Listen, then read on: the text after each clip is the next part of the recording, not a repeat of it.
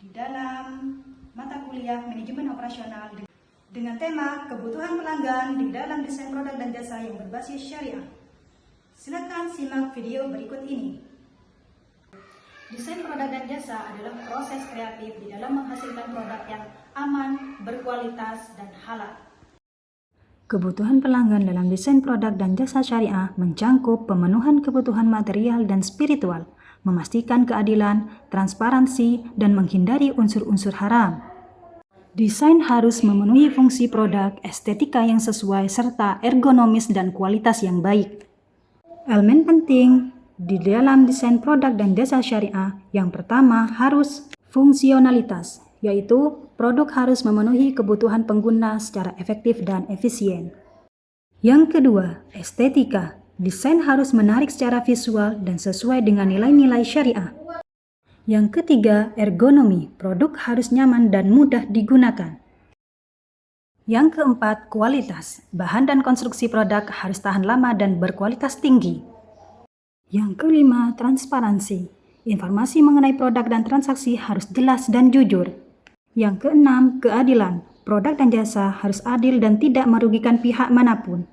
Yang terakhir, hindari unsur haram. Produk tidak boleh mengandung unsur riba, maisir, gharar, dan lain-lain. Berikut contoh penerapan dalam desain produk. Pakaian muslimah. Desain yang menutupi aurat, nyaman, dan modis sesuai syariat. Contoh selanjutnya adalah makanan halal. Produk makanan yang diproses sesuai dengan standar halal termasuk bahan baku dan proses produksinya. Contoh selanjutnya adalah perbankan syariah. Produk keuangan yang bebas riba dan sesuai dengan prinsip syariah. Contoh yang terakhir adalah pariwisata syariah. Paket perjalanan yang menyediakan fasilitas dan kegiatan sesuai syariat Islam. Pentingnya desain produk dan jasa syariah. Yang pertama, dapat meningkatkan kepuasan pelanggan. Dengan memenuhi kebutuhan pelanggan secara komprehensif, baik material maupun spiritual, kepuasan pelanggan akan meningkat. Yang kedua, dapat meningkatkan penjualan. Desain yang menarik dan sesuai syariah dapat menjadi daya tarik bagi konsumen muslim dan non-muslim yang mencari produk berkualitas dan etis. Yang ketiga, dapat membangun citra positif.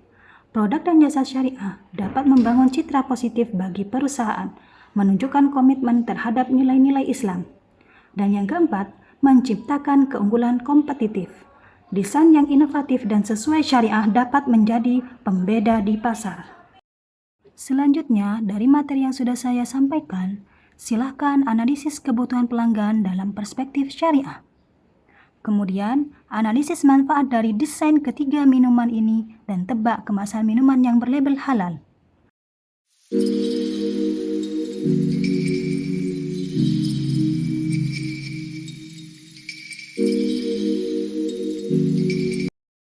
Dari contoh desain produk ketiga tersebut, manakah yang merupakan desain produk berlabel halal?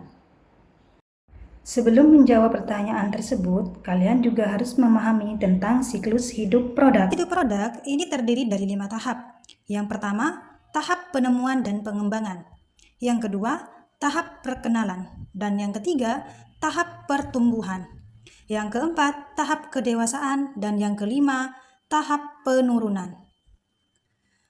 Perhatikan, ada diagram siklus hidup produk. Ini seperti gambaran bahwa ketika penjualan naik, maka laba akan ikut naik. Begitu pula sebaliknya. Sekian pembelajaran hari ini. Wassalamualaikum warahmatullahi wabarakatuh.